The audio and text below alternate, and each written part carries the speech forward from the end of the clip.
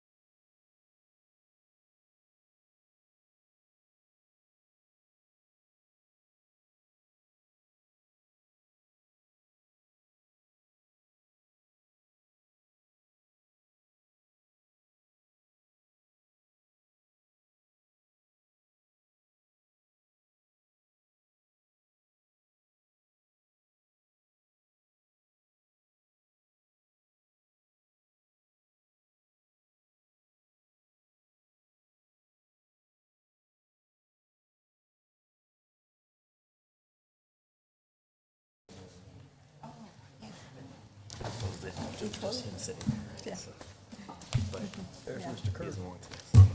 Mr. Kirk.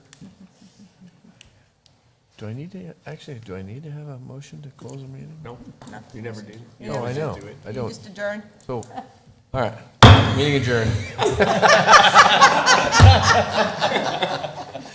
All right, sorry, that was a closing of a special meeting that we opened at 6 o'clock, so just, so you all didn't miss anything. Sorry, Matt.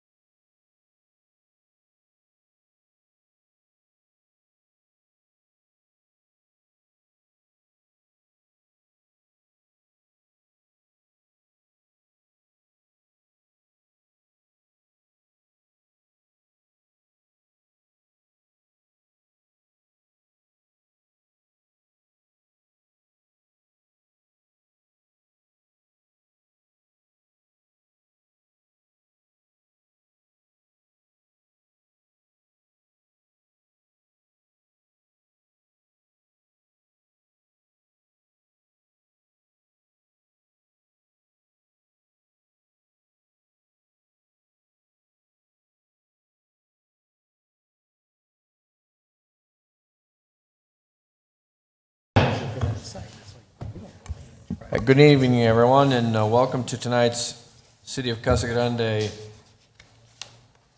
City Council meeting. We'll call this meeting to order, and the first order of business tonight is our invocation. So, invocation and pledge of allegiance. So, tonight we have Captain Edgar from the Salvation Army here to give our invocation. Then please remain standing, and we'll do the pledge of allegiance. Captain?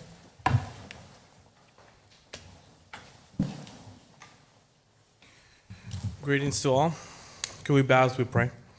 Dear Lord, we thank you for the many blessings. We pray for this assembled council, Lord. Let us not be misguided in this meeting so that we do not lead to decisions that produce ineffective results. Give us wisdom to govern the conflicting interests and issues of our time. Give us a sense of the welfare and the true needs of our people. Give us a thirst for justice. Give us confidence in what is good and fitting. Give us stability to work together in harmony, even when there is honest disagreements.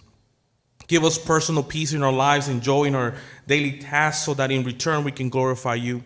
We pray for the agenda set before us. Please give us assurance of what will please you and what will benefit those who live and work in around our beloved city of Casa Grande. In the name of Jesus we pray. Amen. Amen. And amen. Thank you.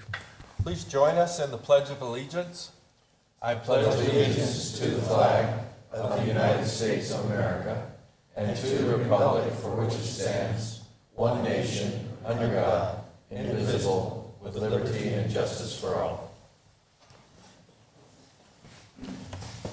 Thank you, Bob. Thank you, Captain. Thank you to Salvation Army for tonight's invocation. Gloria, please let the roll call show that all members of the council are present except Ms. Fitzgibbons. And if anyone would like to offer her an excuse. So moved. Second. I have a motion and a second. All those in favor signify by saying aye. Aye. Aye. Any opposed? All right. Please note her absence excused. So noted. Next item is our minutes. Minutes, we have, basically, I move approval of the city council regular meeting minutes from October 18th as they're presented. And that we accept for the record the Casa Grande Police Personnel Retirement Board minutes from August 19th. The Health Care Benefit Board of Trustees minutes from September 11th, or 17th, I'm sorry. Consider accepting the Health Care Benefit Board of Trustees minutes, October 22nd. Consider accepting the Casa Grande Youth Commission minutes from September 18th. Accept the Planning and Zoning Commission minutes from September 2nd. Accept the Police Advisory Board minutes from January 9th. And consider accepting the Police Advisory Board minutes from July 8th. And I move approval as read. Second. All right, I have a motion and a second. All those in favor signify by saying aye. Aye. Aye. Any opposed? All right, all the minutes are approved. Claims against the city? Mayor McFarland, I move to accept and pay the claims dated October 13th through 26th, to the 26th, 2021 as presented. Second? All right, I have a motion and a second. All those in favor signify by saying aye. Aye. Aye. Any opposed? All right, the claims are approved. Meeting agenda approval. Larry, any changes from staff? We have none, Mr. Mayor. Any changes from council? All right, seeing none, then I'll entertain a motion to approve tonight's meeting agenda. So move. Second. All right, I have a motion and a second. All those in favor signify by saying aye. Aye. Aye. Any opposed? Okay, meeting agenda is approved as presented. We do have a special presentation tonight. We have a swearing in of Officer Chelsea Ruiz. Mr. Mayor, at this time, we're going to request that this item be tabled to the next meeting, Okay, do I need a motion to do so? or continued, if we just say, Either way, but you can just make a motion to table it to the next meeting, and that would be the cleanest thing to do. Okay. So we'll do that. Move to table until the next meeting. Second. All right, a motion and second to table item number F1 to the next meeting. All those in favor signify by saying aye. Aye. Aye. Any opposed? Okay, we'll table that. Next is our consent agenda items. All items listed with asterisk are considered routine matters and will be enacted by one motion and one roll call vote of the council. There'll be no separate discussion of these items unless a council member or member of the public so requests, in which event the item will be removed from the consent agenda and considered in its normal sequence of the agenda. Is there anyone from council who wants to remove any of our consent agenda items? Anybody from the public? All right, seeing none, then I'll entertain a motion to, Mayor, I move that we accept Approve. the G1 through G10 10. as presented. All right, I have a motion and a second. Gloria, can I please get a roll call vote? Councilmember Lavender. Yes. Councilmember McBride. Yes. Councilmember Herman. Yes. Councilmember Powell. Yes. Mayor Pro Tem Huddleston. Yes. Mayor McFarland. Yes. All right, next item on our agenda is public comments. So this is where the public is invited to speak to the council, reminding that anyone who gets up to speak that it is not an agendized item, so that we can't reply to you, but we can ask staff to follow up on the item. So, and I will also ask you to state your name and your address, and then also to try and keep your comments to 3 minutes, and we will time it. So I do have a speaker card here for Ellie and is it Mila? Mila. If you guys want to come up, you can go first.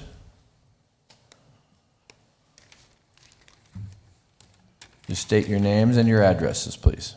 Good evening, I'm Mila Lopez. And I'm Elle Wiles, and we are first-year members of the Casa Grande Youth Commission. We are both in 9th grade and go to the Casa Grande Union High School. Ella and I recently co-chaired our annual Day of Shredding event.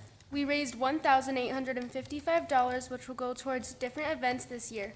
We also want to say a quick thank you to all those who came out. Our next events we'll be working on are painting the Garden of Sunshine and honoring those who have passed away, and building our float for the Electric Light Parade. We will also be holding a youth leadership conference, and we are kindly asking for any donations or sponsorships. And we have invited all youth commissions of Arizona, and we will be hosting it at the Rec Center. Thank you. Thank you. Thank you, ladies. Thank you. And I have your addresses up here, so I'll give them to the clerk. I told him not. Okay. All right, next agenda, the floor is still open, I'm sorry. So if there's anybody else who would like to speak, you may approach the podium. All right, seeing none, then I will close the public comments, and we'll move on to our award of contracts, and we'll start with I-1. Kevin? Thank you. Staff recommends that the mayor and city council authorize a contract with Sunland Asphalt out of Phoenix, Arizona, through a One Government Procurement Alliance contract number 17-16P-05 to apply 2 applications of poly-modified master seal to roadways within the city of Casa Grande as part of our annual pavement preservation program in an amount not to exceed $1,213,458. Using this contract does provide us the best pricing to have this material applied. And this is a contractor that we have used in the past to perform these maintenance products on our streets. This is part of our maintenance program. We currently budget $2.2 million for our pavement preservation, and $200,000 of that is for striping, and the rest is for pavement maintenance. And then the next contract that you'll consider will be looking at the remainder of that budget. So with that, I'd be happy to answer any questions. Kevin, I just have one question, just out of curiosity, and whether you know the answer or not, but how many miles or how many streets will that help us resurface? And I forgot my fact sheet, so I don't know how many square yards You need this. that does, but we did have a map that's attached Oh, okay, I that see it now. shows all of the streets that are being done as part of These are this all the streets? pavement Yeah. preservation. Okay. All the developments that they're. I'll look yeah. at my map, thank you. I apologize for not having that. That's okay. Anybody else have any other questions or comments? Okay, It's like, it's quite a number. roughly 350,000 square yards. There you go. Thank you, Matt. All right, good, it's a good program, and I think our streets actually are in pretty good shape because of it. So thank you, Kevin. Thanks to your crew as well. If there's no other comments, then I'll call for an ordinance number. Did you have a comment? I just was going to read it off real quickly for the ones in the audience. Villago, Arroyo Vista, McCartney Center, Los Portales, Monterey Village, and Mission Royale are the ones that all have the Streets covered. Yeah, the streets to be done. Excellent. Thank you, Mr. Powell. You bet. All right, seeing no other comments, then can I get an ordinance number, please, Gloria? Ordinance number 3310, an ordinance of the council of the city of Casa Grande, Arizona, accepting a bid from Sunland Asphalt and Construction LLC for the annual pavement preservation program, authorizing expenditure of public funds and authorizing execution of a contract with or purchase order to Sunland Asphalt and Construction LLC in accordance with the terms and conditions submitted to One Governmental Procurement Alliance. Mayor McFarland, I would move for approval of ordinance number 3310 as presented. Second. All right, I have a motion and a second. Gloria, can I please get a roll call vote? Councilmember Lavender. Yes. Councilmember McBride. Yes. Councilmember Herman. Yes. Councilmember Powell. Yes. Mayor Pro Tem Huddleston. Yes. Mayor McFarland. Yes. All right, next item is item I2, and I'm assuming this is the other half? Yes, this is a request for a contract with Cactus Asphalt to perform the crack sealing of the streets that were just identified as part of the seal coat pavement maintenance program. And we're asking for a spending authority of $467,826. And we're going to be asking to contract this using the Pinell County Job Order Contract number 175923. Cactus Asphalt is a company that we've used for numerous years for our pavement preservation, specifically for crack sealing and some chip sealing as well. But they've done our crack sealing for the last 2 years and have done a great job for us.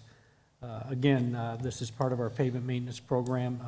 The crack sealing will be the first portion of the project, and then that'll be followed up by the fog seal that we'll be placing on there. So with that, I'd be happy to answer any questions. Any questions from council?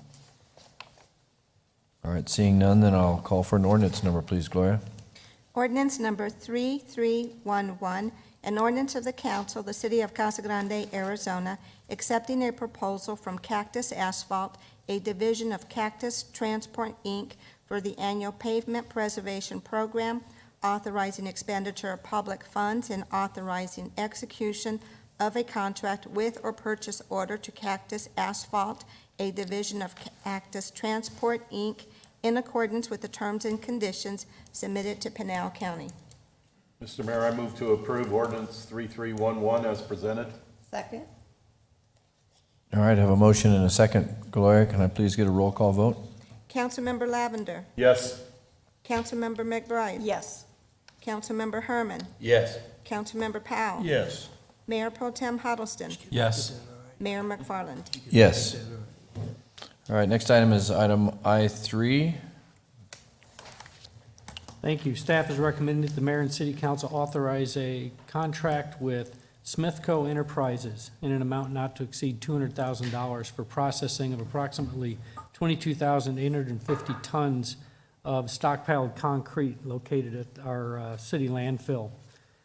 This project is very important to hopefully reclaim this concrete that we've been collecting down there. A majority of this concrete actually comes from the Main Street and Florence Street project south of the tracks that we completed. Good, clean concrete, and this contractor will be processing that to a specification that is pretty close to road base. So we'll be able to use this for our roadway construction, which happens, constantly at the landfill as we move through that site with our filling operation. and also other departments be able to take advantage of that. The revenues that were originally generated from taking in this contract, when it wasn't one of our city projects, totaled about $600,000. So this is a profitable operation for us, and hopefully be able to recycle all of this material instead of just landfilling it. So with that, I'd be happy to answer any questions. Any questions from council? All right, seeing none, then I'll call for a resolution number, please. Resolution number 5354, a resolution of the council of the city of Casa Grande, Arizona, accepting a proposal from Smith Co. Enterprises, Inc. for the landfill reclaimed concrete project, authorizing expenditure of public funds and authorizing execution of a contract with or purchase orders to Smith Co. Enterprise, Inc. Mayor McFarland, I move approval of resolution number 5354 as presented. Second. All right, I have a motion and a second. Gloria, can I please get a roll call vote? Councilmember Lavender. Yes. Councilmember McBride. Yes. Councilmember Herman. Yes. Councilmember Powell. Yes. Mayor Pro Tem Huddleston. Yes. Mayor McFarland. Yes. All right. Next item is item J, which is our boards and commissions. These are filled with volunteers from our community that help the city in terms of giving us feedback in various areas of the city, and very much appreciate their volunteerism and stepping up for the city of Casa Grande and their fellow citizens. So the first item is item J1. We're taking each one of these separate as their separate boards and commissions. So the first item is to appoint, and these people go through a process that it currently involves Mr. Lavender and Ms. McBride, myself, and we interview each individual and then put that individual forward to the whole council for approval. So that's where we're at today. So first of all is Joe Hankin to the Arts and Humanities Commission with a term to extend through September 30th, 2024. Joe's not here. Is Joe here tonight? I don't think so. Okay. So I'll entertain a motion to approve her appointment. So moved. Second. A motion and a second. All those in favor signify by saying aye. Aye. Aye. Any opposed? All right. Next item is J2. Consider approving the reappointment of Anthony Estrada to the Planning and Zoning Commission with a term to expire on November 7th. Anthony is qualified to or able to serve another term. So again, we did interview everybody and talk to them again, and this is a reappointment for Andy. And I know Andy's not here because I don't see him out there, but I'll move for approval. I move approval of Andy Estrada for Planning and Zoning Commission. Second. All right, I have a motion and a second. All those in favor signify by saying aye. Aye. Aye. Any opposed? All right, thank you, Andy, for your service. J3, consider approving the reappointment of Rob Anderson to the appointment of Stephen Hayes, excuse me. So the reappointment of Rob Anderson and the appointment of Stephen Hayes to the Board of Adjustment with terms to extend through November 17th of 2025. Is either Rob or Stephen here tonight? Okay, the only reason I'm asking is I wanted to make sure we recognize them if they were here. I'll entertain a motion to approve these two appointments. So moved. Second. All right, have a motion and a second. All those in favor signify by saying aye. Aye. Aye. Any opposed? All right. Next is item J4. Consider accepting the resignation of Tremaine Rosaw from the Historic Preservation Commission and consider the appointments of Dana Lewis with the terms to expire August 1st of 2023 and Dana Zados with the term to expire on August 1st of 2024 to the Historic Preservation Commission, and also approving waivers of the residency requirement. And that's for Dana Zados, correct, Gloria? It's not for the It's first? both of them. Oh, both of them? Yes, sir. Okay, Yeah. okay. All right. Are either of them here? Oh. Yeah, back in the back. Stand up. I bet you're Dana. That's a good guess. This is Dana Zados. Thank you, Dana, for your volunteer, and we really appreciate it. Exodus. I'm sorry. I should have asked. My bad. I thought it was like Xanadu. No? Yeah. Exodus, okay. All right, thank you, Dana. All right, I'll entertain a motion to approve. So move. Second. All right, I have a motion and a second. All those in favor signify by saying aye. Aye. Aye. Any opposed? All right, thank you to all of our boards and commission volunteers for their volunteering. It is a highly paid job, and so actually they don't get paid anything, so I just want to make sure that's clear. But we do appreciate their participation in helping the city out. Thank you. Thank you, Dana. All right, next item is item L and L1, which is, these are public hearings, and consider the approval of ordinance number 1178.194.5.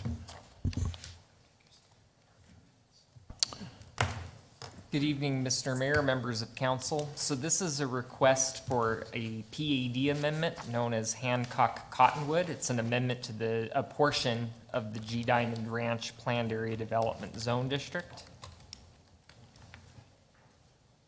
I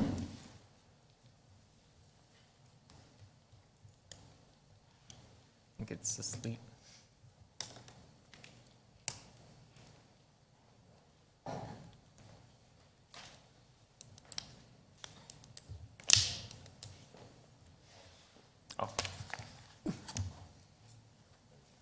So the amendment request involves approximately 31 acres of the G Diamond Ranch PAD. The area of amendment is in the southeastern quadrant of the G Diamond Ranch PAD, otherwise located at the northwest corner of Pierrot Road and Cottonwood Lane. What the amendment would do is it would remove the commercially designated and the traditional multifamily designated land uses that you see on the map there to the right, and it would replace with a single and two-family rental community at a density of about 11 dwelling units per acre. The developer is proposing 331 units, 104 rental units that are one bedroom, and 227 rental units that are two bedroom.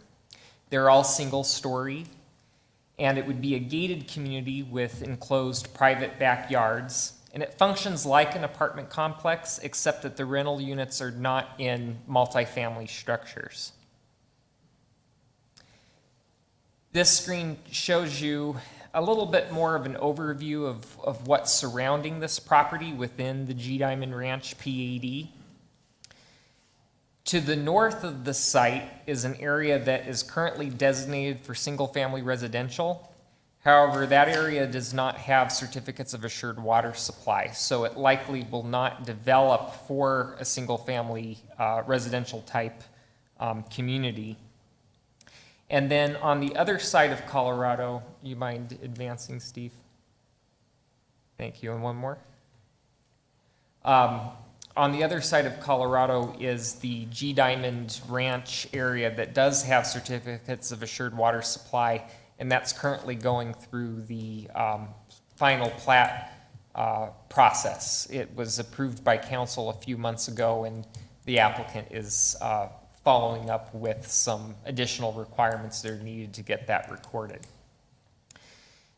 The applicant has submitted a major site plan, and what I'm showing on this screen is just an excerpt of that. It has not gone to Planning Commission yet. It's scheduled for this Thursday for Planning Commission consideration.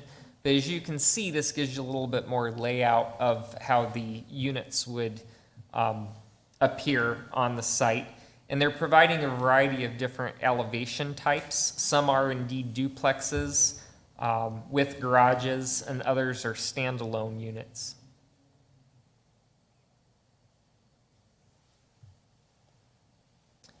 This was actually the screen I was referring to with regard to the adjacent final plat that was just approved on the other side of Colorado Street. With that construction, Colorado Street will be mostly improved, and between the development that we're considering this evening associated with the PAD amendment and the final plat on the other side of Colorado, there will be the extension of Colorado from Cottonwood up to where it presently terminates just north of O'Neill. When reviewing PAD amendments, these are the criteria that have to be evaluated, and the staff report does get into these with more specifics.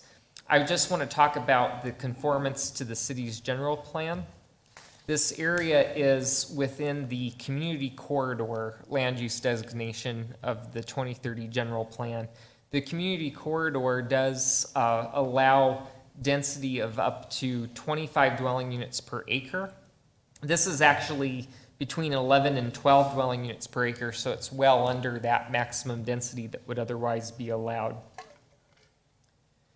Also, one of the goals of the 2030 general plan is to minimize land use conflicts. One of the action steps related to that goal is to increase medium density housing for use as a buffer between low density and high density developments. So this is seen as a really good use because you do have future single family that's going to happen to the west of Colorado. This is going to be higher density, but it serves as a good buffer between that and the arterial roadways, which is Cottonwood and Peart to the south and to the east. And as far as the next steps, as I mentioned, Planning Commission will be considering the major site plan request for this, subject to council's approval of this PAD amendment this evening. And then their next steps would be to submit for a site development permit and building permit, which would be administrative. Planning Commission heard the PAD amendment request a couple months back, and they did recommend that City Council approve this amendment to the G Diamond Ranch PAD, subject to a condition regarding right-of-way dedication. And that concludes my part of the presentation.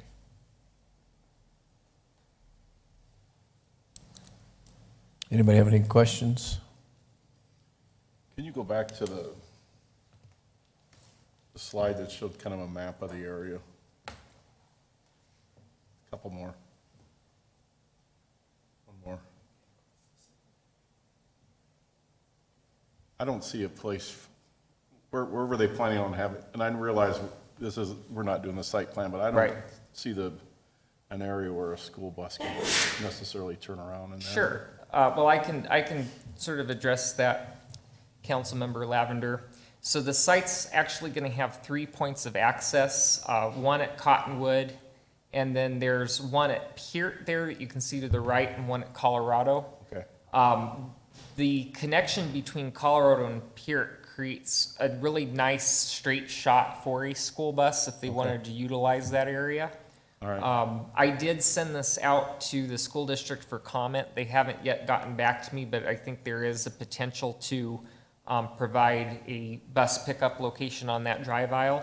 Okay. The other benefit is that Colorado is a collector road, which in past conversations with the school district, collector roads make an adequate stop if need be for buses.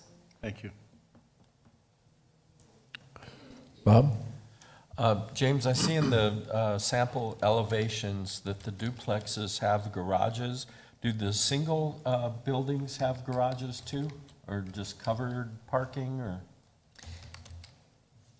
So, Councilmember Huddleston, they're not planning to have attached garages to single units. However, there are areas throughout the site that do provide for covered parking. Okay. And then there's also detached garages also provided on the site. So that might end up being assigned to a standalone unit, but just not attached to the unit itself. And is there a rule of thumb that each unit gets 2 parking spaces, or has that been decided yet? So the PAD guide does propose a certain parking amount. As a PAD, it's a customized zone district, so they get to propose their own required parking, if you will. In comparing that with what would ordinarily be required with a traditional apartment complex, they're actually far in excess, to the point that even if we didn't count any of the garage spaces as parking spaces, they're meeting what would ordinarily be allowed as a traditional apartment complex. Okay, and just as a comment, I'm not expecting you to answer this or respond to it, but just as an observation, it seems like more and more people are using their garages for storage, and then they have 1 or 2 vehicles that have to be parked elsewhere. So, you know, either not counting the garages as parking spaces, or, like you said, over-providing, sounds good to me, so. Matt? I just want another comment is great use of this piece of land right here because it's all single story, so the other neighborhoods surrounding won't have any view shed issues, and the density is quite lower than it could be, and this is the type of product we've been looking for workforce housing, so I hope that they can, I think it's in a great place, great design, and I hope that they can get going pretty soon to provide some more housing options.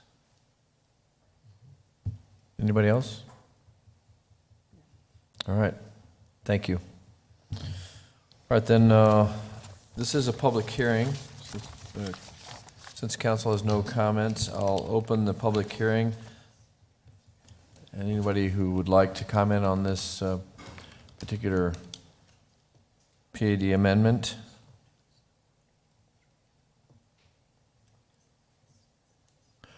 Okay. Seeing no one, then I'll close the public hearing, and then I'll call for an ordinance number, please, Gloria. Ordinance number 1178.194.5. An ordinance of the Council of the City of Casa Grande, Arizona, approving a major amendment to G Diamond Ranch Planned Area Development adopted for a property generally located at the northwest corner of Cottonwood Lane and Pier Road, Casa Grande, Arizona. Mr. Mayor, I move to approve 1178.194.5 as presented. Second. All right, I have a motion and a second. Gloria, can I please get a roll call vote? Councilmember Lavender. Yes. Councilmember McBride. Yes. Councilmember Herman. Yes. Councilmember Powell. Yes. Mayor Pro Tem Huddleston. Yes. Mayor McFarland. Yes. All right, the next item on our agenda is L2. This is also a public hearing, and we'll consider approval of ordinance number 1178.203.1. Mr. Mayor, members of council, while this is being brought up on the screen, I would just like to provide the council with a little bit of background that'll help put both L2 and L3 in a little bit of context, because they are a new type of zone change that you haven't seen before, and I just want to let you have some background. What you're going to be seeing in both L2 and L3 is a request to rezone properties from their current PAD development zone district into R2. So what's driving the need or the desire for these zone changes is a newly passed law that actually just took effect on September 30th that mandates the Arizona Department of Water Resources to allocate additional CAUs to developments that have CAUs already, that have vacant lots, if the developer or the property owner can prove that the additional CAUs does not use any more acre-feet of water than the current approved CAUs.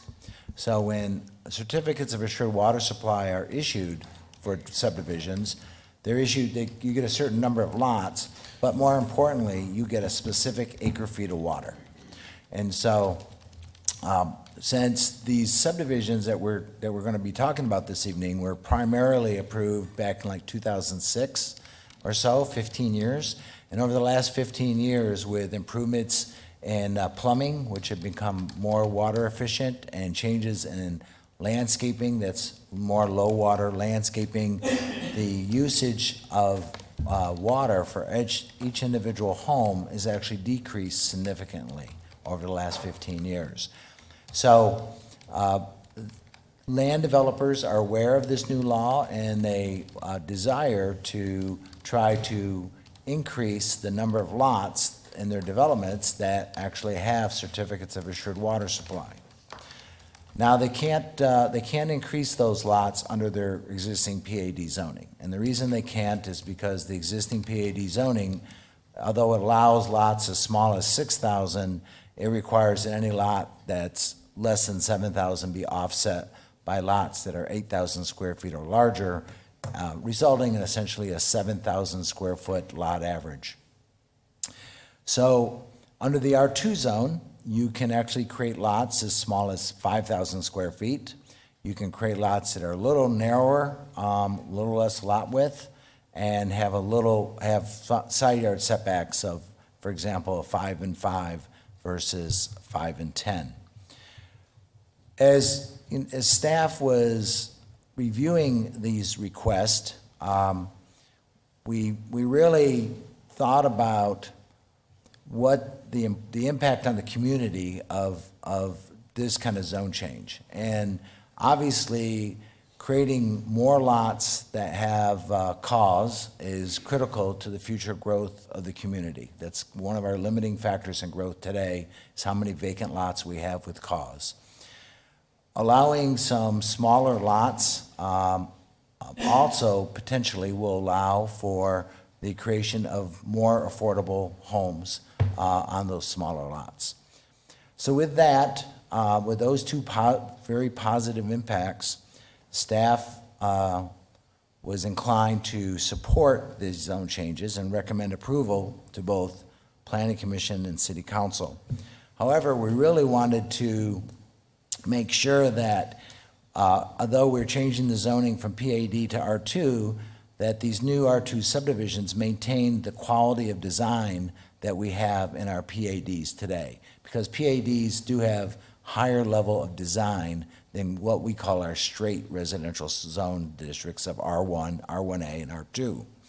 So to do so, as a condition of record, staff is recommending that these R2 zone districts comply with the PAD open space requirements, the PAD perimeter wall requirements, the PAD landscaping requirements, and the housing product review as well, to make sure that they are really still quality subdivisions, just with smaller lots than would be allowed with the PAD.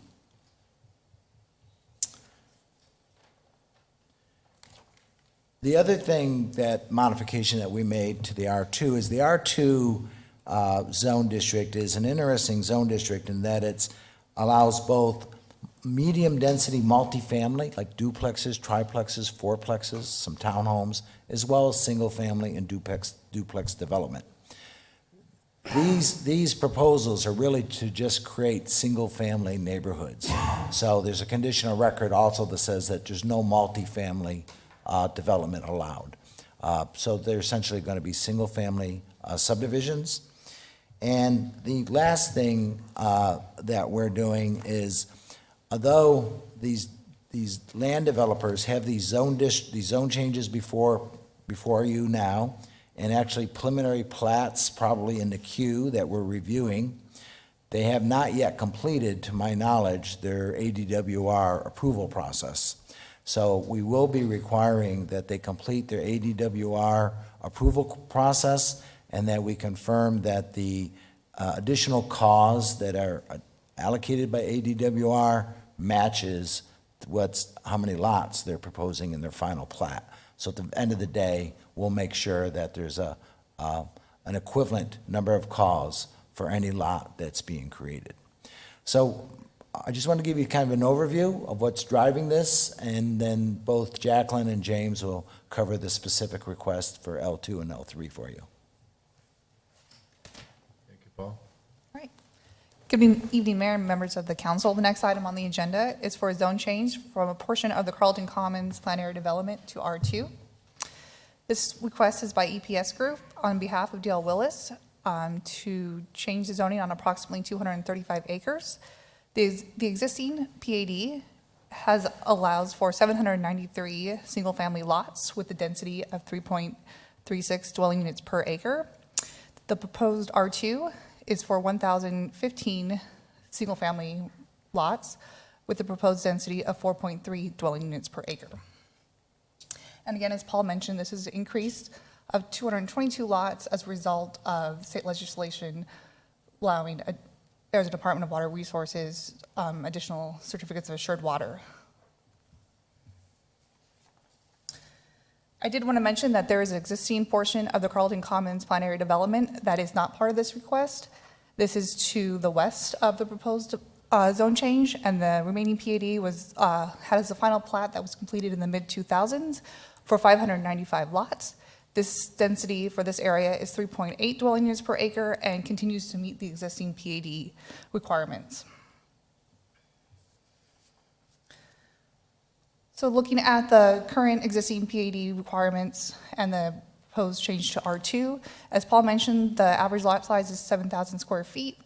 Minimum lot widths are 55, with minimum side setbacks of 10 and 5. And with a balance of lots that are less than 8,000, there must be additional lots over 8,000 square feet. So the proposed R2 allows for a minimum lot size of 5,000 square feet and a minimum lot width of 45, with minimum side setbacks of 5 feet and 5 feet. The preliminary plat that's currently under review has lot sizes ranging from 5,175 square feet to 6,325 square feet.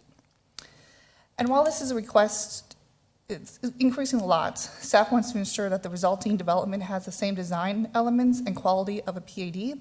And for this reason, staff is recommending conditions of records relating to design requirements. So looking at the zone change criteria, staff evaluates the general plan. And this is part of the neighborhoods land use category. This land use category allows a maximum density of 4.5 dwelling units per acre. And the proposed zone change is currently at 4.3, meeting this requirement. In addition, the R2 zoning district within the neighborhood's general plan is an appropriate zoning district. And we also look at the goals and action steps that are in the land use element. And goal N4 is to encourage a variety of neighborhood design and development patterns. And with this, it provides a variety of housing choices for all levels of income, generations, and household demographics, and would increase the amount of medium density housing for the area. And with this, the guiding principles for the land use plan number 4 is to increase the range of housing choices and products available to members of the community. And we feel this zone change supports this. Next steps, if the zone change is approved by City Council, Planning Commission will hear the preliminary plat at an upcoming scheduled meeting. Again, as mentioned, the preliminary plat is still under review. Then Council will consider the final plat, where the required certificates from ADWR will verify the number of water certificates that are issued. In addition, staff in the city will look at either requiring HOA or a special maintenance district with the reformation of the final plat. And with that, site development plans, final landscaping plans, public improvements, and financial assurance will all be required prior to platting recording. And again, as mentioned, housing products symbol will be considered administratively through this process. So Zoning Commission forwarded a favorable recommendation to City Council to approve DSA 21-00106, zone change from Carlton Commons PAD to R2 with the following conditions of record. And that concludes my presentation.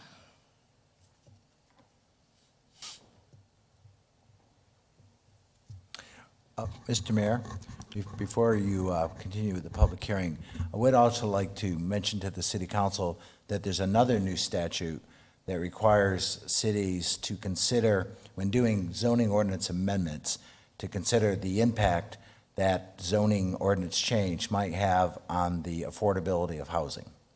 And So although that clearly applies to text amendments, this is really a zone change, but with the changes to the conditions of record, one could argue it kind of is a new zoning district, if you will. So staff did consider the impact of our recommendation on the affordability of housing, and although these PAD design standards will certainly increase the development cost for the developer, the zone change will also significantly increase the number of lots that can be created in the development. So in the end, we actually think that this zone change from PAD to R2 will result in more affordable housing. It will have a positive impact on the cost of housing, not a negative one, just so for your information. Thank you, Paul. Does anybody have any comments or questions? Go ahead, Jeff.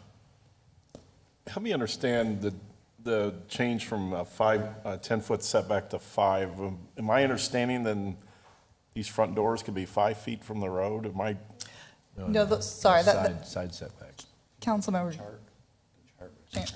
Lavender, these are the side setbacks. Okay. The front setbacks are 20 feet, and the rear would be 20 Okay, as well. sorry. Sorry.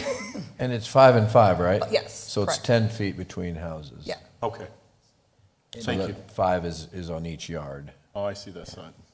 And what's really driving the need to have a reduced setback is you can see the minimum lot width is going from 55 to 45. So these housing products are typically 35 feet wide. And so that's why they can still meet the 5 and 5 within a 45-foot wide lot. I just slept through the word side. Mr. Powell? With the R2 zone, allows single-family homes on individual lots no smaller than 5,000 square feet. So this is kind of a medium density, is that basically what this amounts to? The density on this, Councilman Powell, is 4.3 dwelling units per acre. From a planner perspective, we actually define medium density from more like from 5 to 12. So that build-to-rent project is more like a medium density for us that we just saw. We would still say as planners that this was low density, but the public perception probably is that it's more medium density. So from a technical planning standpoint, it's still low density. The public will probably view it as a medium density. Does that answer your question? As close as you can get, yes. Okay, thank you. Bob? A comment that with water issues being what they are and with housing prices being what they are, I think this is a very logical step for us to take. We're getting more people into a smaller area of land and ultimately using less water or the same, yeah. Same So water. I think it's a good thing. My one criticism, and I don't think I'm looking for an answer. I just want to throw it out that I'm concerned about it. And I don't know if there's been any attention focused on this particular issue. But these neighborhoods that have the smaller lots, and now we're going from a width of 55 down to 45, parking on the street seems to be becoming more and more of an issue. It seems to be more and more common to try to drive down a street and have cars parked on both sides, where that pretty much limits one car at a time to go up and down the street. I don't know if that's part of the consideration of these neighborhoods, but I see with that width getting smaller that issue is going to become more and more prevalent.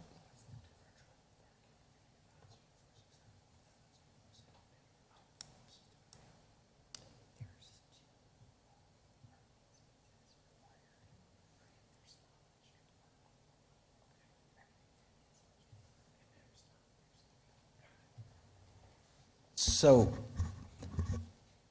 Mayor Pro Tem Huddleston, actually, that's certainly a very good observation. And it's interesting that the zoning code actually does differentiate with how many parking stalls you have to have on your lot for if you have on-street parking or don't have. So if you don't have on-street parking, The single-family home has to have 3 spaces, does count the garage. But if you have on-street parking, then you're only required to have 2. We still think there's probably going to be on-street parking, but if you think about it, on a 45-foot wide lot, you have a 20-foot at least wide driveway, maybe 24. So you only really have maybe 1 parking space in front of each lot maximum, right? The width of the pavement for our local streets does allow for parking on both sides, but it is tight for passing between cars. Well, and as I said, it's just an observation. I mean, I'm going to vote yes on this, but I think it's a logical move. I'm just concerned about that. Paul, isn't there also a chance that if there's an HOA, that the HOA can restrict on-street parking, or is that possible? I don't know, there's a new law on that. I'm not sure what the law says about parking and regulating parking on public streets. Public streets. Yeah, and well, look, generally speaking, though, the HOAs do have the power to regulate certain parking on streets. They can't regulate parking related to certain work vehicles, for example. So if you have like an APS lineman truck, and I'm not aware of them changing the statute further, but we'll certainly look at that. The city has the opportunity, when it wants to not allow on-street parking, but obviously we do that throughout the community. There are certain HOAs that do enforce it stringently as far as on-street parking. Okay. And also, if I might add, from a planner perspective, we actually see that slowing of vehicles to let one pass as a positive thing to slow traffic in neighborhoods. I can see that. Any other comments or questions? Matt? A little bit of what Bob said, but, you know, with the new water requirements and everything, this is a great way to get more houses.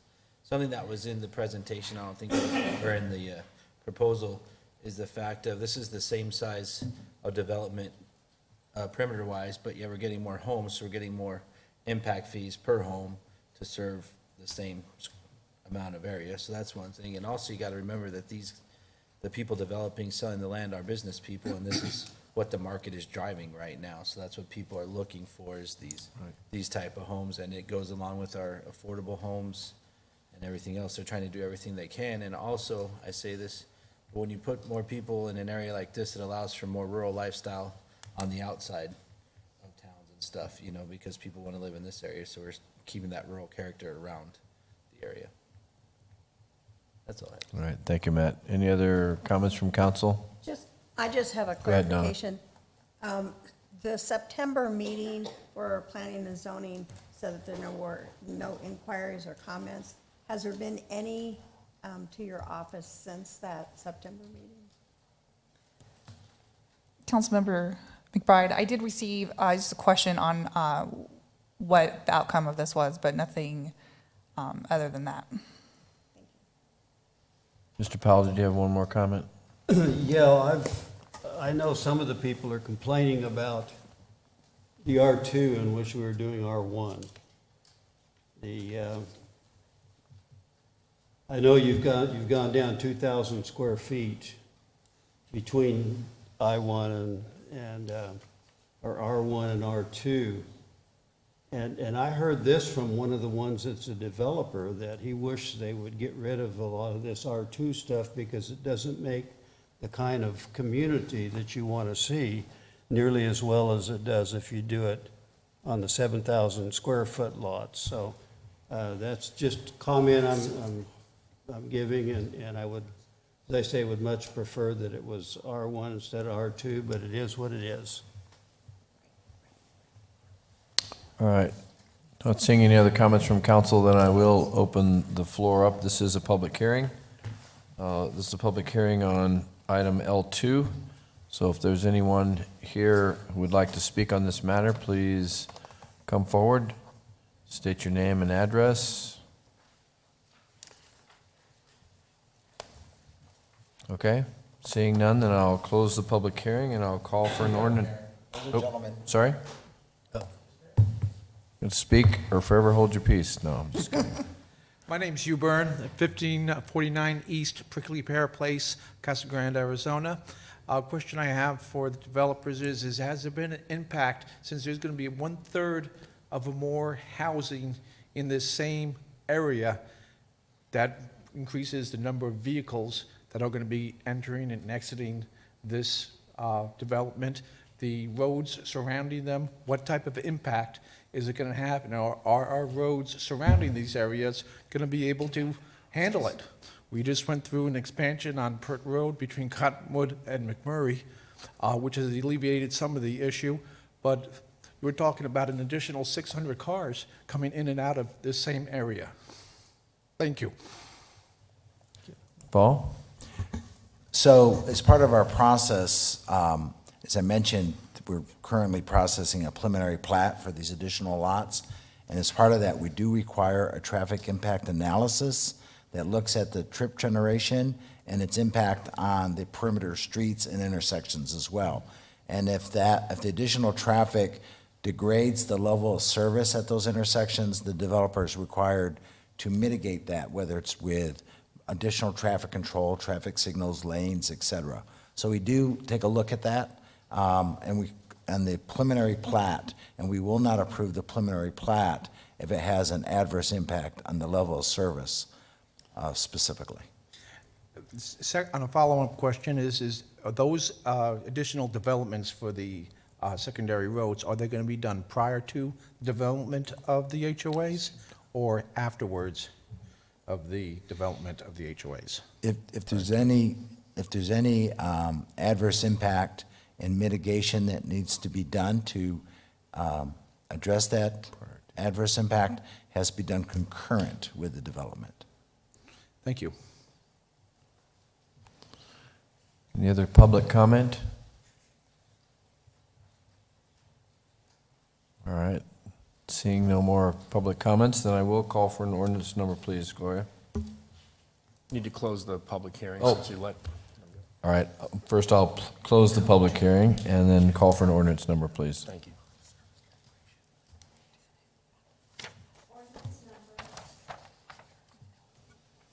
Ordinance number 1178.203.1, an ordinance of the Council of the City of Casa Grande, Arizona, amending zoning ordinance 1178 and its subsequent amendments by changing the zoning from planned area development to multifamily residential R2 on the property generally located at the southwest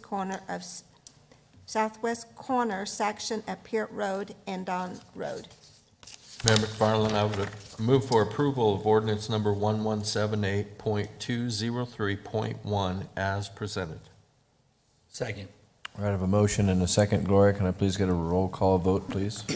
Councilmember Lavender. Yes. Councilmember McBride. Yes. Councilmember Herman. Yes. Councilmember Powell. No, thanks. Mayor Pro Tem Huddleston. Yes. Mayor McFarland. Yes. All right, next item is item L3. And I believe this is a similar story, correct? Okay. Yes. I'll try not to sound too repetitive. This is a zone change request for a portion of the Sonoran Heights Planned Area Development Zone to R2. The Sonoran Heights Planned Area Development Zone is approximately 257 acres, and it's entitled for multiple land uses, but primarily for single-family residential. The existing PAD accounts for 750 single-family home sites at a density of about 3.2 dwelling units per acre. The proposed R2 zone would increase that to about 995 single-family homes based on the preliminary plat that we have under review. And that would take the density to 4.33 dwelling units per acre. This increase, as has been discussed, is as a result of the recently approved state legislation allowing for an increase in certificates of assured water supply.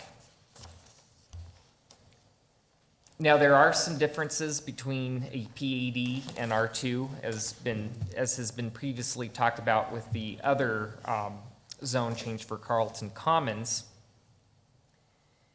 Because of the increase in lots and the smaller lot sizes as an R2 zone, we wanted to ensure that the resulting development had some of the same design elements and quality as if it were to be a PAD.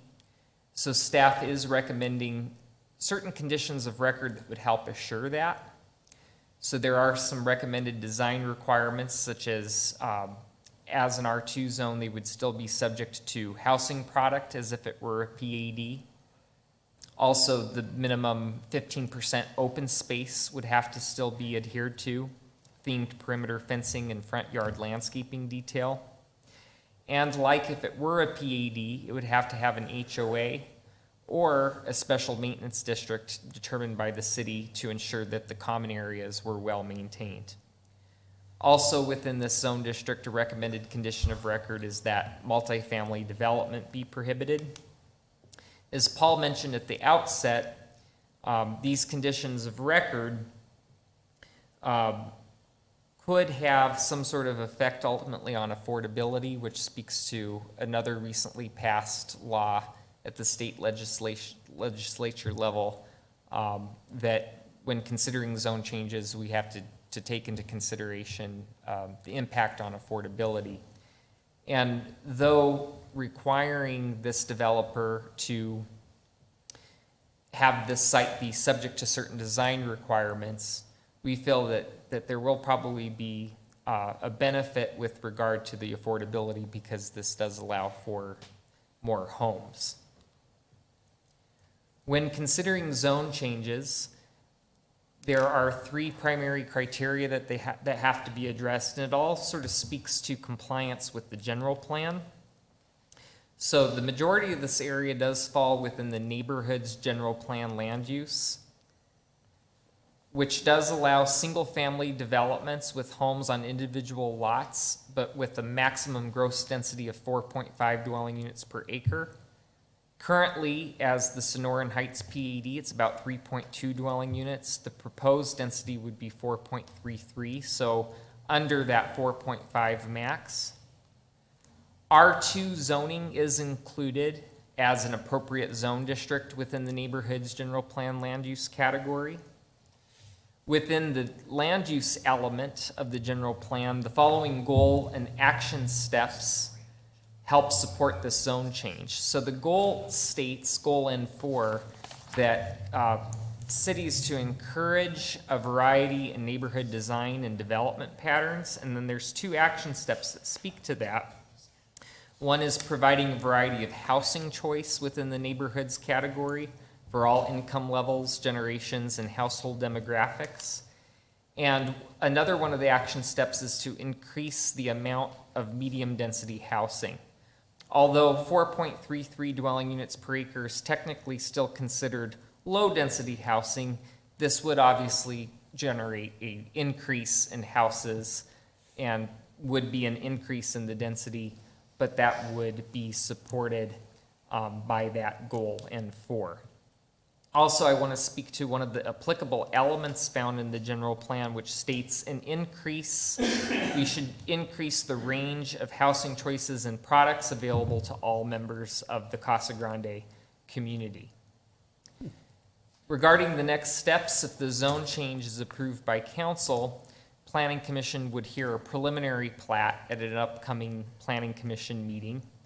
And then council would at some point consider the final plat, which is required to have certification from Arizona Department of Water Resources verifying the number of water certificates issued to that area.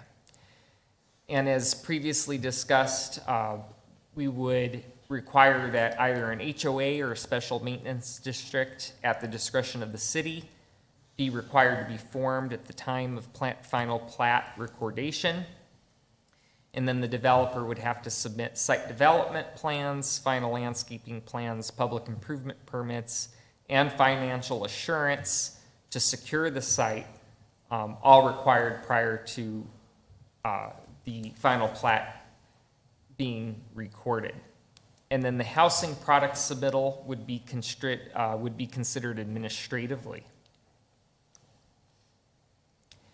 Planning Commission did hear this request, and they did recommend that City Council approve DSA 21-00156, a zone change for a portion of the Sonoran Heights PAD to R2, subject to conditions that were referenced within this presentation and within the RCA. And that concludes my presentation.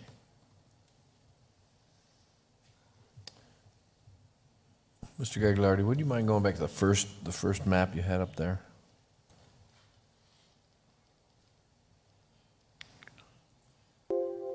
So the high-density residential that's up in the upper left-hand corner, that remains, that will remain as a PAD?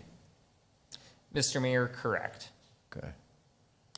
Even though it's structurally different in terms of its current design, the PAD design?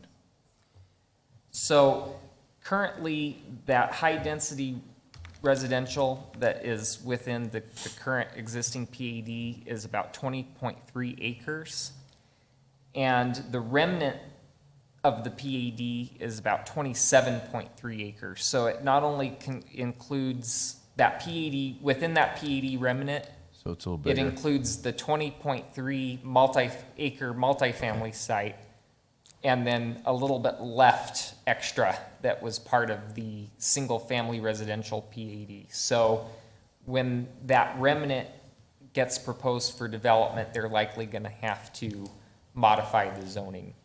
And what, there's some additional developments going on up north to the, off of, or south of Florence there, next to the hotel and the Denny's and all that, right? Isn't that where the new Aldi's is supposed to be going? Mr. Mayor, so correct, that is a little further to the west, though. So the western boundary of this PED zone is Hennis. The eastern boundary of recent development activity that's taken place to allow Aldi and a upcoming build-to-rent community, its eastern boundary is Via del Cielo, which is west of Hennis. Okay. All right, thank you. Mr. Lavender? This, on the map on the left has a school site, and it's not on the right. Is there any kind of an agreement with schools that, or is that just? Mr. Mayor, Councilmember Lavender, you're correct. What the amendment would do is it would remove the school site designation. However, it is still allowed under the R2 zone. I'm not sure what type of existing agreement was in place between the school district and the developer. However, they have removed that school designation.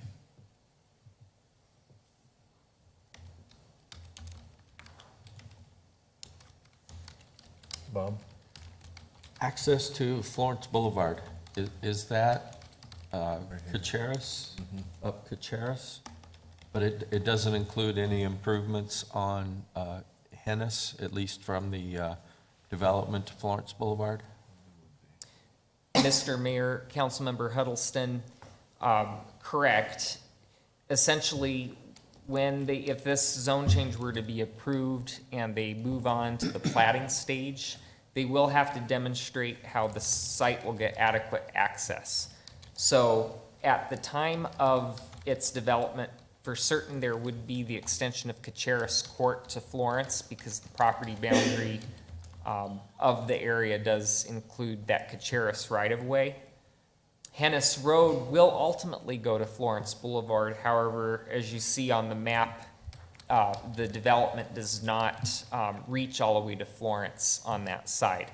So Hennis will be extended with future development. Fortunately, we've had a number of recent proposals that will likely come to fruition that will enable Hennis adjacent to that undeveloped area to be improved. And then you also have Early Road on the south, which will see its half-street improvements, like you would with Hennis and Caceres abutting this site. Early Road is a minor arterial, and that does continue to the east and west. Okay. Any other questions, comments? All right. Yeah. Mr. Paul? Mayor, if I could just give a little bit more background information. As staff evaluates these proposals to go from PAD to R2, we do take a look at how this development would fit or not fit with the development that surrounds it, a compatibility review. And so we're really sensitive to what kind of developments are around it and to ensure that there really would not be any adverse impact on the surrounding properties by this new development. So that's one thing I want to make you aware of. The other thing is, although the R2 allows the applicant to create lots as small as 5,000 square feet, staff directs our developer applicants that we really want to see a mix of lot sizes in each of these.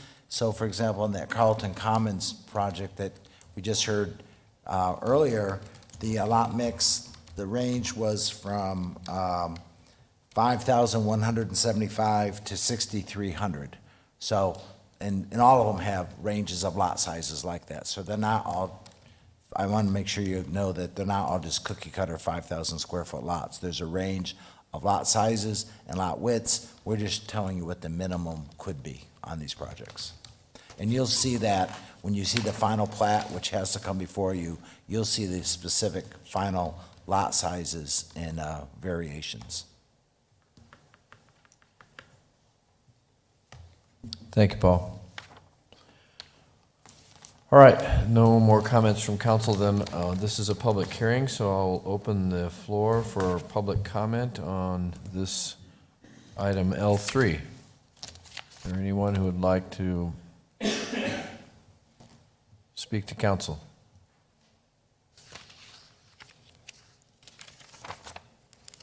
All right, seeing nobody jump up, then I will close the public hearing. And Paul, I did have one comment. As we move through and we do these developments and whatnot, I know we have a trail system and all, for the city, and I hope we're looking at that trail system and how these communities can connect to that trail system. Absolutely. 'Cause I noticed looks like there's more trail system in the original PAD than there is in the current one. Now, there could be just artist rendition, that sort of thing in there, but I just want to make sure that we are thinking about that as we move through these approval processes and plat designs and all that stuff. We do look at that, Mr. Mayor. Okay, thank you. Matt? I noticed, because I was looking at this, the first one compared to the one we're considering now, and the first one looks like it has a lot more open space, but I know it's the same percentage requirement, but it looks like in the newer one, they've taken out a lot of the green in the drawing when I zoomed in on it, so there's a lot of open space that's probably more drought tolerant type stuff to going with our new goals and perceptions of everything. So it doesn't look as much open space until you actually zoom in and see all the, less grass. Landscaping? Yep. Okay. Any other comments or questions? Mr. Powell? I'm not as bothered by this one at all. You have the PAD lots, 750 single-family homes. And I think you can get too much of one thing sometimes. I think in R1, it's a better neighborhood to live in than an R2. But the R2, as they say, if you have both going there in that same property, I'm not going to object to that. I think that's fine to do. I know you know that we're pretty familiar with the land south of Early Road.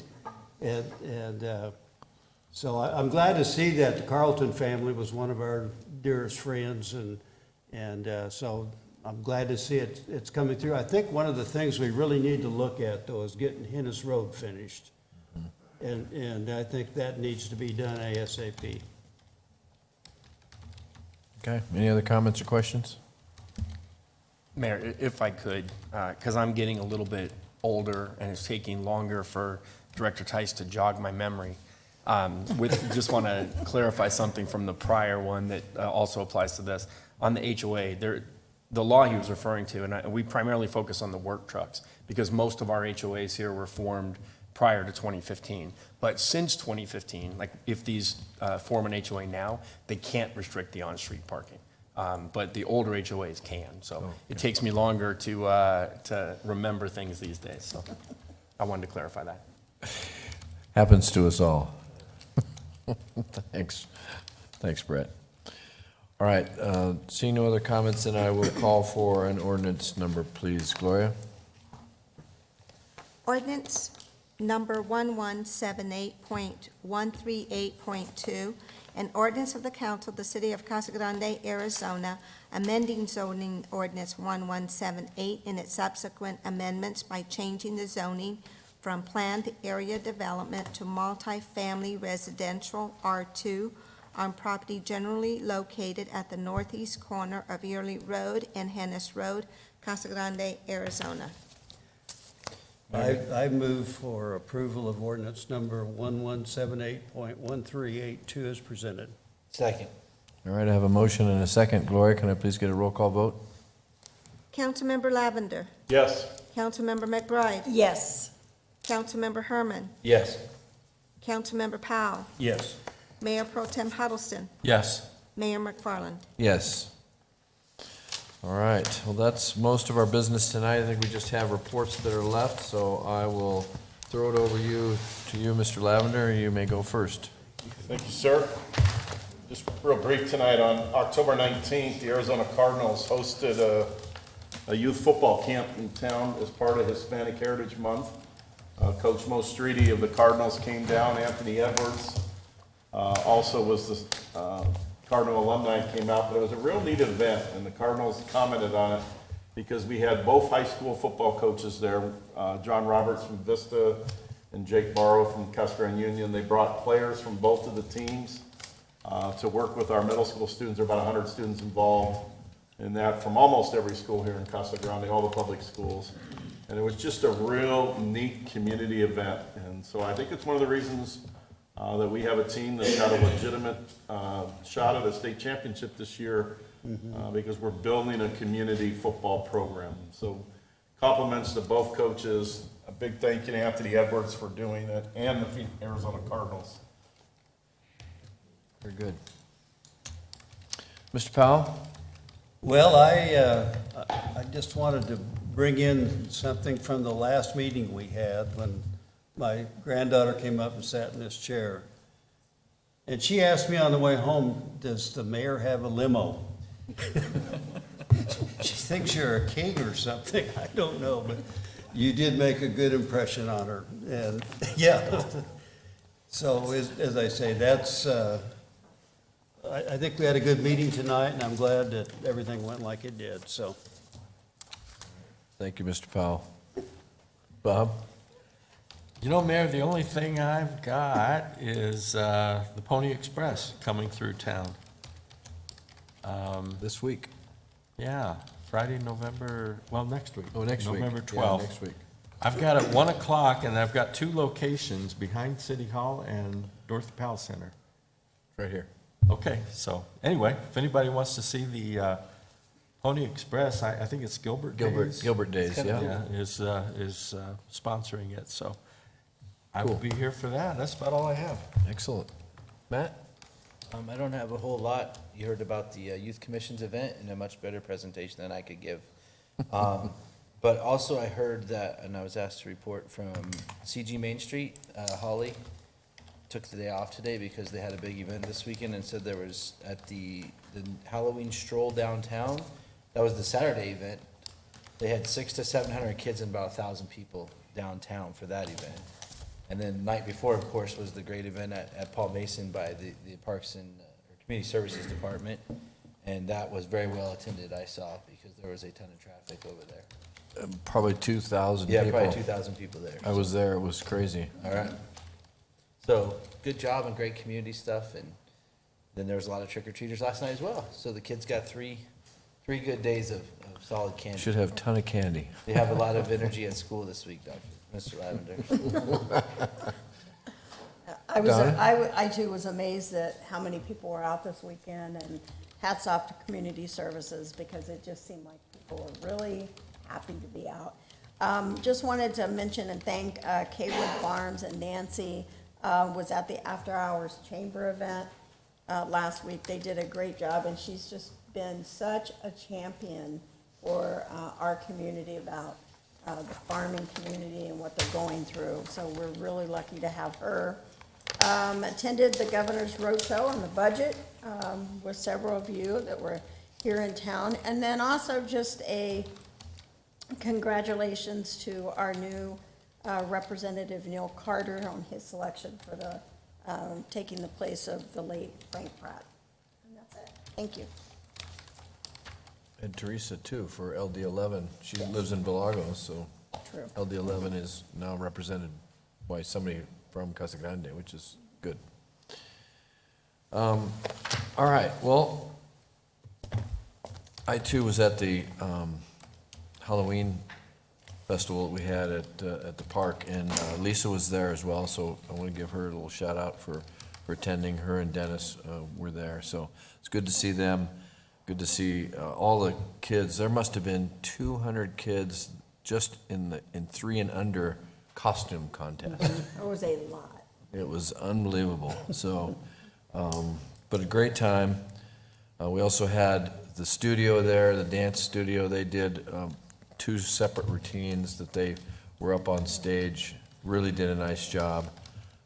So congratulations to the studio and all the work that they put forth for that effort.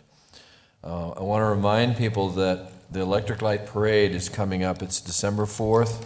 It starts right at dusk, which is probably around 5:30 at that time of year. We'll do the Christmas tree lighting at the same time.